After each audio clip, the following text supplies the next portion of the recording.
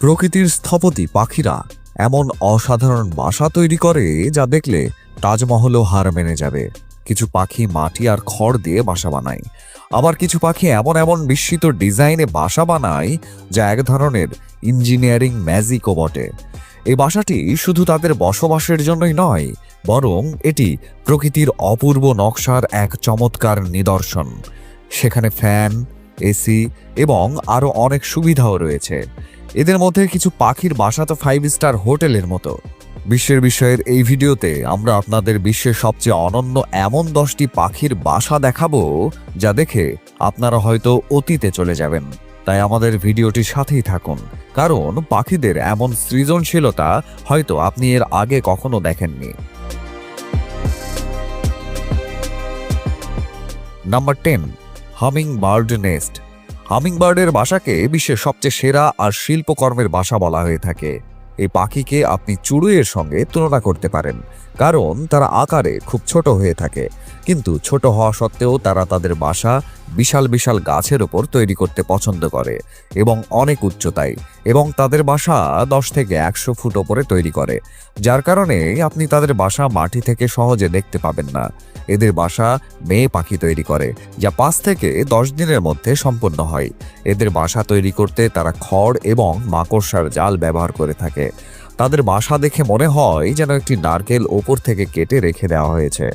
মাকড়সার জালের কারণে তাদের বাসা স্ট্রেচেবল হয়।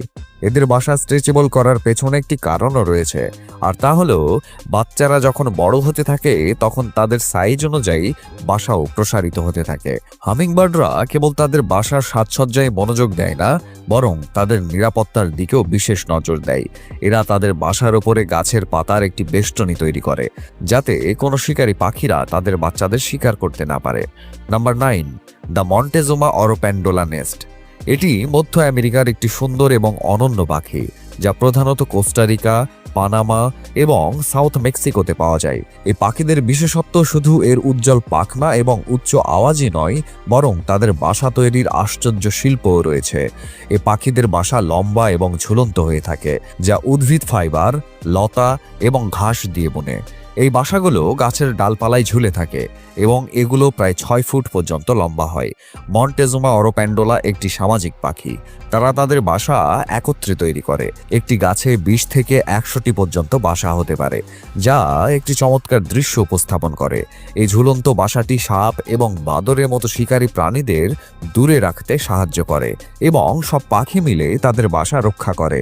এই বাসাগুলো সাধারণত গাছের সবচেয়ে উঁচু এবং হালকা ডালে তৈরি করে, যার কারণে কোনো শিকারী সেখানে পৌঁছাতে পারে না। কখনো কখনো তারা এই বাসাগুলো পানির কাছে তৈরি করে, যা অতিরিক্ত নিরাপত্তা প্রদান করে। এই বাসাগুলো অপার সৌন্দর্যে বুনে এবং ঝুলন্ত অবস্থায় ঝুলির মতো মনে হয়। মেয়ে পাখি বাসা তৈরিতে মূল ভূমিকা পালন করে। তাদের বাসার এরকম ডিজাইনের উদ্দেশ্য বাসাকে শিকারী এবং খারাপ আবহাওয়ায় নিরাপদ রাখার জন্য। Number 8, সোসিয়েবল weaver bird nest. দক্ষিণ আফ্রিকায় পাওয়া একটি অনন্য পাখি, যা তার বিশাল এবং সম্মিলিত যৌথ বাসার জন্য বেশ পরিচিত। এই পাখির বাসা দেখে আপনি প্রকৃতির এক অবিশ্বাস্য প্রকৌশল এবং যৌথতার উদাহরণকে দেখতে পাবেন। সোসিয়েবল উইভারের নীড় বিশ্বের বৃহত্তম পাখির নীড় হিসেবে বিবেচিত। এই বাসাটি তারা গাছ বা বিদ্যুতের খুঁটির ওপরে তৈরি করে এবং এর ওজন 1 টন পর্যন্ত হতে পারে। এই বাসা শত শত পাখির ঘর। একটি বাসায় 100 থেকে 500 পাখি একসাথে থাকে। এই পাখিগুলো যৌথ জীবনযাপন করে এবং তাদের পরিবারের সঙ্গে ঘনিষ্ঠ সম্পর্ক রাখে। একটি বাসায় অনেকগুলো চেম্বার থাকে, যা ভিন্ন ভিন্ন উদ্দেশ্যে তৈরি করা হয়, যেমন প্রজনন, বিশ্রাম এবং ঘুমের জন্য। প্রতিটি চেম্বারে আলাদা আলাদা তাপমাত্রা বজায় থাকে। গরমের দিনে ঠান্ডা আর ঠান্ডা রাতে গরম। বাসার বাহির অংশ কাঁটাযুক্ত ডাল আর ঘাস দিয়ে তৈরি, যা শিকারী প্রাণীদের থেকে নিরাপত্তা প্রদান করে। বাসার প্রবেশদ্বারগুলো ছোট এবং জটিল হয়ে থাকে, যার কারণে বড় শিকারীদের ভেতরে যাওয়া খুব কঠিন হয়ে পড়ে। সোসিয়েবল উইভার সমষ্টিগতভাবে বাসা তৈরি করে। একটি পাখি একা কখনোই এত বড় বাসা তৈরি করতে পারে না, তাই সব পাখি মিলে এই বাসা বানায় এবং সময়ে সময়ে এটি মেরামত করে। এই বাসাটি একটি স্থায়ী কাঠামো, যেখানে এই পাখিরা বছরের পর বছর বাস করে এবং নতুন প্রজন্ম এই বাসাতে থাকতেই বেশি স্বাচ্ছন্দ্য বোধ করে। Number 7, malleefowl bird nest. Malleefowl অস্ট্রেলিয়ার একটি অনন্য পাখি, যা তাদের বাসা তৈরির দুর্দান্ত কৌশল আর পরিবেশের সাথে সামঞ্জস্যের জন্য পরিচিত। এটি তার ডিম, মাটি এবং পাতার একটি সংমিশ্রণে দেয়। ম্যালিফাউলের বাসা প্রকৃতির বিস্ময়কর ইঞ্জিনিয়ারিং এবং থার্মোরেগুলেশনের একটি নিখুঁত উদাহরণ। ম্যালিফাউল পাখি তার বাসা বিশাল টিলার আকারে বানায়। এই টিলা মাটি, শুকনো পাতা এবং অন্যান্য জৈব উপাদান দিয়ে তৈরি। এর আকার 4.5 মিটার চওড়া এবং 1 মিটার লম্বা। এই টিলা 300 থেকে 400 কিলোগ্রাম হতে পারে। ম্যালিফাউল তার ডিম গরম রাখতে সঠিক তাপমাত্রা বজায় রাখতে সক্ষম। পুরুষ ম্যালিফাউল প্রতিদিন টিলার তাপমাত্রা পরিমাপ করে এবং এটি 33 থেকে 35 ডিগ্রি সেলসিয়াস বানিয়ে রাখে। যদি তাপমাত্রা খুব বেশি হয় তাহলে টিলা খনন করে ঠান্ডা করে, আর ঠান্ডা হয়ে গেলে এতে আরও জৈব উপাদান দিতে থাকে। মা পাখি টিলায় ডিম দেয় এবং তা পুরুষ পাখির ওপর দেখাশোনার জন্য ছেড়ে দেয়। একটি বাসায় মেয়ে পাখি প্রায় 15 থেকে 30টি ডিম দেয়। ডিম ফুটে বাচ্চা বের হলে তারা নিজেরাই টিলা থেকে বেরিয়ে আসে। বাচ্চারা জন্মগতভাবে স্বাধীন হয়। তারা দৌড়াতে পারে, উড়তে পারে এবং খাবার খুঁজতে পারে, কারণ মা বাবা তাদের দেখাশোনা করে না। ম্যালিফাউলকে ইকোলজিক্যাল ইঞ্জিনিয়ারও বলা হয়। তাদের বাসাকে প্রকৃতির ইনকিউবেটর বলা যেতে পারে, কারণ এটি প্রাকৃতিক প্রক্রিয়ায় ডিমকে সঠিক তাপমাত্রা দিয়ে থাকে। Number 6, weaver bird nest. বাবুই পাখির বাসা ঘাস, পাতা, খড় এবং লতা দিয়ে তৈরি করে। এ বাসা একটি জটিল ঝুড়ির মতো, যার প্রবেশদ্বার খুব ছোট। বাসাটি এত শক্তিশালী এবং টেকসই যে এটি তীব্র বাতাস এবং বৃষ্টি সহ্য করতে পারে। আলাদা আলাদা প্রজাতির বাবুই পাখি এক এক রকম বাসা তৈরি করে।